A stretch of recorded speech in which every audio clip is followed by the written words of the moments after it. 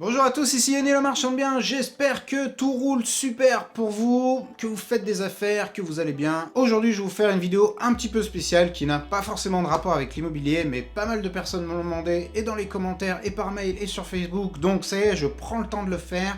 C'est 10 lectures incontournables. Alors, je ne vous cache pas que lorsque j'ai préparé cette liste, je me suis rendu compte, je me suis retrouvé avec 30-40 bouquins, je me suis dit, 10 lectures incontournables, c'est pas possible. Donc il y aura sans doute 10 lectures incontournables, partie 2, suivez la chaîne, et vous pourrez voir la deuxième partie. J'en profite pour vous dire que si vous n'êtes pas abonné à la chaîne, eh bien, c'est le moment de le faire pour recevoir en avant-première les alertes quand je sortirai de nouvelles vidéos. Donc j'ai décidé de ne pas uniquement vous parler de livres qui sont sur le business, sur l'immobilier ou des trucs comme ça, parce que franchement on s'en fout, les livres qui sont un petit peu connus sur l'immobilier, on les connaît tous, je vais pas vous recommander de lire Le droit de l'immobilier le Dalloz, franchement on s'en fout, vous n'avez pas besoin de moi pour ça. Donc je vais vous recommander non seulement des livres un petit peu développement personnel, business, mais également certains romans que j'ai trouvé particulièrement frappants. Donc le premier par lequel je vais commencer, c'est le livre Sapiens de Yuval Noah Harari, qui est un livre qui est sorti il y a à peu près 5 ans, si je ne me trompe pas. Donc l'auteur est prof d'histoire et il analyse l'évolution de l'humanité en tant qu'espèce vivante. C'est un livre qui est absolument passionnant, il est un peu gros mais franchement il se lit super bien. C'est un petit peu déprimant parce que ça vous montre que partout où l'espèce humaine est passé, il y a eu des extinctions de masse de toutes les espèces vivantes, donc ça fout un peu le cafard, mais c'est un livre qui est absolument passionnant, et si vous ne l'avez pas lu, je vous recommande très chaleureusement de le lire. Deuxième bouquin, donc je vais faire un petit panachage, c'est, bien entendu, vous vous y attendez, Rich Dad Poor Dad de Robert Kiyosaki. Pour ceux qui suivent un petit peu mes vidéos, mon travail, vous savez que c'est un des livres qui ont le plus influencé ma façon de voir le monde et qui a vraiment absolument changé ma vie. Il y a vraiment un avant et un après Rich Dad Poor Dad, donc si c'est un livre que vous n'avez pas lu, je vous le dis, il faut absolument que vous alliez l'acheter, mais genre tout de suite, vous prenez les bons d'achat de votre grand-mère que vous avez eu à Noël et vous allez l'acheter aussi sec.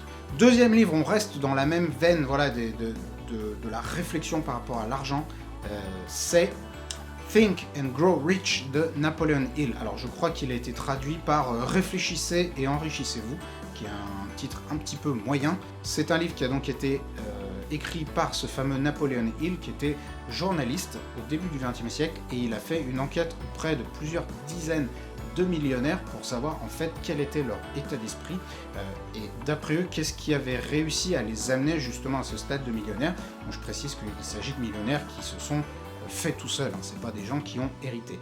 Et c'est un livre qui, bien qu'il ait presque 100 ans maintenant, reste toujours aussi valable, donne de très très bons conseils, il permet de faire un point sur soi-même, un point sur ses objectifs, et de vraiment vraiment se fixer un cap.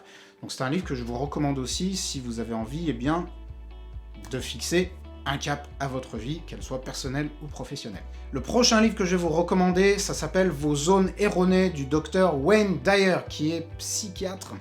Et là, c'est un livre de pur développement personnel, donc vos zones erronées, mes zones erronées, ce sont toutes les zones d'ombre que nous gardons dans notre développement personnel psychologique et qui nous retiennent et que nous traînons comme des boulets.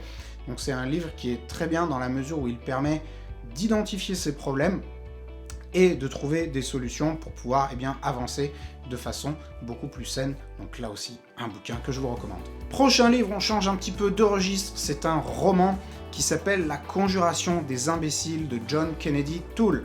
C'est un livre américain, donc l'auteur était américain. Une histoire assez tragique, c'est-à-dire que c'était un jeune d'une vingtaine d'années, ce fameux John, qui a écrit le bouquin. Il a essayé de le faire publier, le livre a été refusé par toutes les maisons d'édition qu'il a contactées. Il était sûr d'être absolument nul et il s'est suicidé. Quelque temps après sa mort, sa mère a retrouvé le manuscrit, elle l'a lu et elle a trouvé que c'était quelque chose de vraiment valable. Elle s'est donc battue pour le faire publier et la première année où ce livre a été publié, il a reçu le prix Pulitzer. Donc c'est un livre vraiment super drôle, c'est un roman, donc moi j'ai franchement pas le rire facile, c'est un des seuls livres que j'ai lu et je me suis explosé de rire tout seul, je me rappelle dans des halls d'aéroport et tout, je marrais tout seul. Donc là c'est un livre qui est super bien écrit, très décalé, mais avec un humour super fin. Courez l'acheter également. On reste dans le domaine du roman, et là je vous conseille celui de Milan Kundera qui s'appelle L'insoutenable légèreté de l'être. C'est un livre qui a été adapté au cinéma, et pour la petite histoire, Milan Kundera c'est un auteur d'origine tchécoslovaque qui a fui donc son pays en 1968 quand les soviétiques l'ont envahi dans le fameux printemps de Prague, et qui s'est réfugié en France. Ce livre en la matière a été écrit donc en tchèque, mais il faut savoir que Kundera a appris le français à un niveau qui est absolument époustouflant et il a révisé lui-même la traduction de ce livre. C'est un livre qui parle des relations hommes-femmes avec une poésie et une philosophie d'une profondeur vraiment exceptionnelle et qui est super accessible. Donc vous n'avez pas besoin d'être un grand philosophe pour pouvoir le lire et l'apprécier. Le prochain livre que je vous recommande, c'est Vers la sobriété heureuse de Pierre Rabhi. Alors ceux qui me connaissent savent que je ne suis pas un grand adepte du luxe, de la consommation à outrance et voilà, de montrer sa richesse. Eh bien, ce livre est à l'origine un petit peu aussi de cette réflexion, c'est-à-dire qu'il va vous montrer que vous n'avez pas besoin d'accumuler des richesses et des richesses matérielles forcément pour être heureux, et que si vous n'êtes pas heureux avec 100 000 sur votre compte en banque, vous ne le serez pas plus avec 1 million. Hein, il y a des gens qui sont très pauvres et qui sont heureux, il y a des gens qui sont très riches et qui sont malheureux.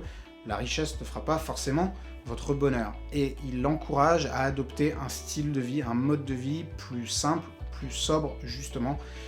Non seulement pour des raisons personnelles, mais surtout pour des raisons d'écologie. Et donc Pierre Rabhi, c'est quelqu'un que j'apprécie beaucoup et je vous recommande tous ses bouquins, mais Vers la sobriété heureuse en particulier. Enfin et sans transition, je vous recommande Les 48 lois du pouvoir de Robert Greene. C'est un livre qui, comme son nom l'indique, rassemble 48 lois du pouvoir, donc c'est notamment, il parle du pouvoir politique et économique. Alors vous allez me dire, après Pierre Rabhi c'est un peu bizarre, oui mais c'est comme ça. Et il retrace plein d'exemples historiques, donc pour chaque loi, il donne des exemples et des contre-exemples, c'est-à-dire des personnes qui ont respecté la loi et des personnes qui l'ont enfreinte, donc avec des exemples historiques qui remontent parfois jusqu'au XVe siècle ou à l'Antiquité. C'est un livre qui est absolument passionnant, c'est un des derniers que j'ai lu sur la liste que je vous donne. Et vraiment, je l'ai lu super rapidement, il se lit bien, il y a des petites histoires, il y a des petites fables, des contes, à côté des exemples historiques, et il y a des histoires parfois super drôles. Et ça va vous donner, notamment si vous êtes dans l'entrepreneuriat et également dans l'immobilier, ça va vous donner pas mal de règles à suivre et de boulettes à ne pas faire, donc les 48 lois du pouvoir. C'est un livre que je vous recommande très chaleureusement. Je vous recommande également tous les livres de Dale Carnegie, mais plus particulièrement un qui s'appelle How to Win Friends and Influence People. Et la traduction en français qui est absolument naze, c'est Comment se faire des amis. Donc si vous lisez ça un jour tout seul dans le métro, vous allez avoir l'air vraiment d'un pauvre gars et peut-être qu'on vous jettera des miettes ou quelque chose. Trêve de plaisanterie, ce livre How to Win Friends and Influence People, c'est un livre qui parle des relations humaines et comment se faire apprécier. Et comment se faire apprécier, c'est pas juste voilà, j'ai envie d'avoir des amis, je veux qu'on m'aime, mais ça peut être aussi et surtout adapté dans les relations professionnelles. Donc je sais que c'est un livre dont je suis très souvent les conseils, je l'ai lu 3 ou 4 fois déjà, dans mes relations non seulement personnelles mais également professionnelles.